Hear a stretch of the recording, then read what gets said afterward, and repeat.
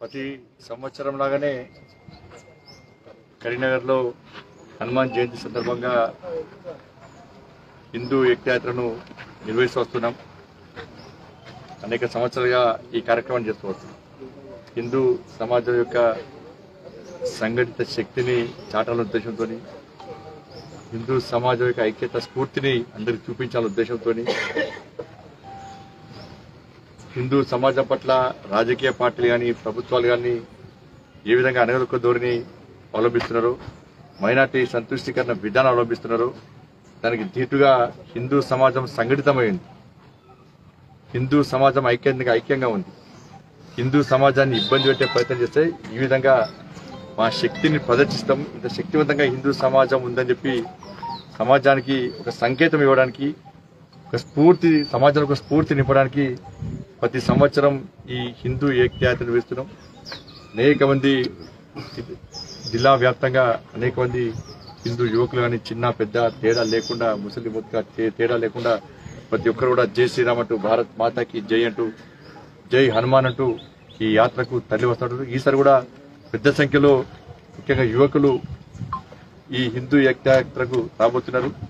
కరీంనగర్ జిల్లా నుంచి ప్రతి ఒక్కరు కూడా తరలి రావాల్సిందిగా ఈ సందర్భంగా విజ్ఞప్తి చేస్తూ మరొకసారి హిందూ సమాజం యొక్క ఐక్యతను ప్రదర్శిద్దాం. హిందూ సమాజం యొక్క సంఘటిత శక్తిని ఇలా పాలకులకు చూపడదాం. హిందూ ధర్మానికి వ్యతిరేకంగా ఎవరు వ్యవహరించినా కూడా, హిందూ సమాజాన్ని ఎవరు చీల్చే ప్రయత్నం చేసినా కూడా, హిందూ దేవులను ఎవరు కించపరిచే ప్రయత్నం చేసినప్పుడు కూడా ఇది మా సంఘటిత శక్తి అని చెప్పి చూపెట్టే ప్రయత్నంలో భాగంగా చేస్తున్న హిందూ ఏకయాత్రకు అందరూ స్వచ్ఛందంగా తరలి రావాల్సిందిగా అందరూ ఆహ్వానిస్తూ దాని తగ్గట్టు అన్ని ఏర్పాట్లు పూర్తయినాయి. అలంకరణ కానీ, విజయాలు రావడం కానీ అన్ని ఏర్పాట్లు పూర్తయినాయి. కాబట్టి ఎలాంటి ఇబ్బందులు లేకుండా, ఇలాంటి అడ్డంకులు లేకుండా ఒక ప్రశాంతమైన వాతావరణంలో, ఒక భక్తియుత ధార్మిక వాతావరణంలో ఈ హిందూ ఏకయాత్రను నిర్వహిస్తాం. అందరూ సహకరించాల్సిందిగా కోరుతాం. ఎంతమందిని ఎక్స్పెక్ట్ చేస్తున్నారు? దాదాపు 20,000 మంది పైగా ప్రతి సంవత్సరం దాదాపు ఏం చేస్తారు. 20,000 మంది పైగా ఈ హిందూ ఏకయాత్రలో పాల్గొనడానికి కరీంనగర్ జిల్లా అంత వస్తా ఉంది. మీరు ఎంపీగా బాధ్యతలు చేపట్టి 3 సంవత్సరాలు అయిపోయింది. ఇచ్చే మెసేజ్ తప్పకుండా మోడీ గారి యొక్క నేతృత్వంలో, వాళ్ళ అమ్మవారి యొక్క ఆశీర్వాదంతో, కరీంనగర్ పార్లమెంట్ నియోజకవర్గ ప్రజల యొక్క సహకారంతో, ముఖ్యంగా మీ మీడియా మిత్రుల యొక్క సహకారంతో ఇలా కరీంనగర్ పార్లమెంట్ సభ్యుడిగా ఎన్నిక కాబట్టి 3 సంవత్సరాలు పూర్తి చేసుకున్న సందర్భంలో చాలా సంతోషం అనిపిస్తున్నది. నేను ఒక మహానుభావుని నేతృత్వంలో పార్లమెంట్ సభ్యునిగా ఉండడం, అందుకే ప్రతిసారి చెప్తూ ఉంటాను, కరీంనగర్ పార్లమెంట్ ప్రజలకు రుణపడి ఉంటాను. ఎందుకంటే అనేక సాహసోపేతమైన కఠిన నిర్ణయాలు ఇవాళ మోడీ గారు ప్రభుత్వం తీసుకున్నది. నేను మొదటి కూడా దేశము ధర్మం అనే ఒక విధానంతో, ఒక నిర్ణయంతో ముందుకు సాగుతా ఉన్నాను. 370 ఆర్టికల్ కానీ, అయోధ్యలో రామమందిర నిర్మాణం కానీ, సిఏఏ కానీ, ట్రిపుల్ తలాక్ కానీ అనేక నిర్ణయాలు తీసుకున్నారు. దాంతోపాటు కరీంనగర్ పార్లమెంట్ నియోజకవర్గానికి సంబంధించి అన్ని రకాలుగా కేంద్ర ప్రభుత్వం సహకరిస్తా ఉన్నది.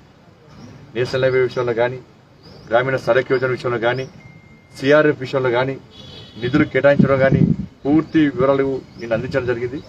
తప్పకుండా రాబోయే రోజు కూడా ఇలా యూనివర్సిటీకి 12B విషయంలో కానీ, దాంతోపాటు అటానమస్ సంబంధించి కానీ ఇట్లా అనేక రకాల సమస్యలు పరిష్కరించి, సైనిక్ స్కూల్ కానీ అనేక రకాల సమస్యలను పరిష్కరించే అవకాశం నాకు వచ్చింది. ఇంకా 2 సంవత్సరాల సమయం ఉంది. తప్పకుండా కరీంనగర్ పార్లమెంటు ప్రజలు శబాష్ అనే విధంగా ఇంకా అనేక అభివృద్ధి కార్యక్రమాలు కరీంనగర్ పార్లమెంట్ తీసుకొస్తా. దీనికి రాష్ట్ర ప్రభుత్వం సహకరించాల్సి ఉంటుంది. వెమ్లవాడను ప్రసాదం స్కీమ్ కింద నేను అమలు చేసి తీసుకొస్తా అని చెప్పి చెప్తాడు, రాష్ట్ర ప్రభుత్వం అప్పుడు ఇస్తలేదు. కొండగట్టును రామాయణ సర్కిల్ కింద పెడదామని చెప్తా కూడా సహకరిస్తలేదు. బట్ అందుకే మళ్ళీ విజ్ఞప్తి చేస్తున్నా, ఎన్నికల్లో రాజకీయాలను పక్క పెడదాం, అభివృద్ధి ఎజెండాగా ముందుకు సాగుదాం. మళ్ళీ ఎన్నికలప్పుడు రాజకీయాలు మాట్లాడుకుందాం. నేను సహకరించడానికి సిద్ధము. నా వల్ల ఏదైనా కూడా, ఏ పని అయితే ఆ పని తప్పకుండా కేంద్ర ప్రభుత్వం తీసుకొచ్చే ప్రయత్నం చేస్తాను. కాని పని తీసుకొచ్చి మళ్ళీ అన్నా అని చెప్పి కాని సమస్యను తీసుకొచ్చి ఇది చేస్తారని చెప్పి ఆరోపణ ప్రత్యారోపణ పక్క పెట్టి అందరం కలిసి ఈ కరీంనగర్ జిల్లాను అభివృద్ధి చేసుకునే బాధ్యతను అందరం స్వీకరిద్దాం. విమర్శలు ప్రతి విమర్శలు పక్క పెడదామని చెప్పి ఈ సందర్భంగా విజ్ఞప్తి చేస్తాను. మరొకసారి నన్ను గెలిపించినటువంటి కరీంనగర్ నియోజకవర్గం యొక్క పార్లమెంట్ నియోజకవర్గ ప్రజలందరికీ, ఓటర్లందరికీ కూడా, ముఖ్యంగా నా కార్యకర్తలకు ప్రత్యక్షంగా పరోక్షంగా సహకరించిన ప్రతి ఒక్కరు కూడా 2 చేతులు జోడించి వినమ్రపూర్వకంగా అభినందనలు, ధన్యవాదాలు, కృతజ్ఞతలు చేస్తున్నాను. మీరేమో రాజకీయాలు పక్కన పెట్టి అభివృద్ధి విషయంలో కలిసి పోరాడదామంటున్నారు. జాతీయ స్థాయిలో రాజకీయ సంచలనాలు ఉంటాయని చెప్పేసి ఏముండే సంచలనం ఏముంటే రాష్ట్ర ముఖ్యమంత్రి కేసీఆర్ బయటికి వెళ్ళడం సంచలనం. ఎప్పుడు బయటికి వెళ్తేనే సంచలనం. ఏం చేస్తాడు చెప్పాలి? ఏం చేసాడు? ఢిల్లీ పోయొచ్చాడు. మోడీ గారు వస్తారని చెప్పి ఢిల్లీ పోయాడు. మళ్ళీ ఇవాళ వచ్చే నేను వచ్చిండు. మళ్ళీ రేపు పోతాడు. రేపు నాకైతే తెలిసి ఎల్లుండి ఉండడు. ఇవాళ పోయి మీకు ఇస్తాడు, లెటర్ ఇస్తాడు. మళ్ళీ బెంగళూరులో చాలా బిజీ ఉన్నా సంచలనం. మళ్ళీ బెంగళూరుతో సంచలనం. నువ్వు ఏడు కూడా సంచలనమే. కేసీఆర్ ఏడికి పోయినా సంచలనమే. ఆయన బయటికి ఫామ్ వాళ్ళకి వెళ్ళి బయటికి వెళ్తానే అబ్బా బయటికి వెళ్ళి అంటారు. అదే సంచలనం తప్ప ఆయన వికేది ఏం లేదు. పంజాబ్ పోయి పైసలు ఇచ్చిండు. ఆ చెప్పులు అడుగు డౌట్, చెప్పులు వెళ్తే డౌట్ వాళ్ళకు అవి చెప్పులు వాసేదాకా గ్యారెంటీ లేదు. ఏం పని చేయదు. ఇక్కడ ప్రజలు ఇబ్బంది పడుతున్నారు. జీతాలు ఇచ్చే పరిస్థితి లేదు, పెన్షన్లు ఇస్తలేడు. అదొకటి పాలైపోయింది ఇక్కడ. మళ్ళీ అన్ని ట్యాక్సులు ఇస్తున్నాడు. వ్యాట్ తగ్గియమని చెప్పి మేమంటే ఇప్పుడు ఏం సమాధానం చెప్తాడు? ఎక్సైజ్ ట్యాక్స్ తగ్గించినాం మనం సెంట్రల్ గవర్నమెంట్. ఇప్పుడు ఏం చేయాలి? పెట్రోల్, డీజిల్ ఎందుకు తగ్గావు? గ్యాస్ తగ్గించినాం. కొన్ని నువ్వు తగ్గిస్తే నీకు వచ్చే 30 రూపాయలు తగ్గిస్తే తెలంగాణ రాష్ట్రంలో 80 రూపాయలకే పెట్రోల్. 65,000 కోట్ల రూపాయలు సంపాదించిన కూడా ఏం చేసినావు మరి? ఏమనంటే కేంద్రం సహకరిస్తారు. కేంద్రము సహకరించడానికి సిద్ధంగా ఉంది. రాష్ట్ర ముఖ్యమంత్రి పేరు ప్రఖ్యాత కోసం ప్రయత్నం చేస్తున్నాడు. అభివృద్ధి తెలంగాణ రాష్ట్రం అభివృద్ధి చెందాలని చెప్పి రాష్ట్ర ముఖ్యమంత్రికి ఏ కోశానే లేదు. కేంద్రానికి సహకరిస్తే పేరు మోడీకి వస్తానుకుంటున్నారు. నువ్వు చెప్పుకో, ఎవరు దాంట్లేము. బియ్యం అనుకుంటే రేషన్ బియ్యం అనుకుంటారు. 5 కిలోల బియ్యము ప్రధానమంత్రి గరీబ్ కళ్యాణ్ అన్న యోజన కింద 5 కిలోల బియ్యం సెప్టెంబర్ వరకు మోడీ గారు ఫ్రీకి ఇచ్చారు. ఇవాళ రేషన్ షాప్ దగ్గర పేద దగ్గర ఒక్కొక్క కిలోకి రూపాయి తీసుకుంటున్నారు. పేదల బియ్యం కూడా బుక్తున్నాయి. ఇప్పుడు కొనుగోలు ఇప్పుడు ప్రారంభం కాదు. చాలా ప్రాంతాలు దాదాపు 60-70% ఇవాళ 1960 రూపాయలు ఎంఎస్పీ, దాన్ని తగ్గి ఇలా 1200 రూపాయలకు 1300 రూపాయలకు అమ్ముకున్నాడు. ఇలా కళ్ళాలలో ఉన్నది బయట రోడ్డు ధాన్యం పోసుకుంటారు. వర్షం పడితే ఇలా ఇబ్బంది పడే పరిస్థితి. దాని గురించి ఆలోచించమంటే ఇక్కడ ఆత్మహత్యలు తెలంగాణ మారింది. రైతులు ఇబ్బంది పడుతున్నారు, యువకులు ఇబ్బంది పడుతున్నారు, డబుల్ బెడ్రూమ్ లేక ఇబ్బంది పడుతున్నారు. అన్ని రకాల ప్రజలు ఇక్కడ ఇబ్బంది పడుతుంటే ఈయన ఇక్కడ ఉద్ధరించాలని చెప్పి మన దగ్గర భారత రాష్ట్ర సమితి నువ్వు అంతర్జాతీయ రాష్ట్ర సమితి పెట్టుకోవడాను. నేను అంతర్జాతీయ అధ్యక్షుడిగా కానీ ఇక్కడ ఏం చేసినా చెప్పు. ఇక్కడ ఏం చేయనాడు ఏంటంటే 100 ఎలుకలు తిన్న పిల్లి తీర్థాలకు అనిపిస్తారు రాష్ట్ర ముఖ్యమంత్రి చూస్తే. ఇక్కడ ఏం చేయలే. అక్కడ పోయి ఈయన చూస్తే అందరూ అనుకుంటున్నారు. అందరు ఈయన చూసి అనుకుంటున్నారు. నెంబర్ 1 ద్రోహి, తెలంగాణ ద్రోహి రాష్ట్ర ముఖ్యమంత్రి. కాబట్టి అన్ని పార్టీలను కలిపే ప్రయత్నం చేసినా కలిసినా కూడా మీతో ఏమయ్యేది లేదు. నిన్ను ఎవ్వడు పట్టించుకోడు. కాబట్టి దాని వచ్చే ఆలోచించాల్సిన అవసరం లేదు. బీజేపీ జై శ్రీరామ్ అంటే టీఆర్ఎస్ అంతా జయ హనుమాన్. బీజేపీ గొప్పతనం. అది బీజేపీ గొప్పతనం.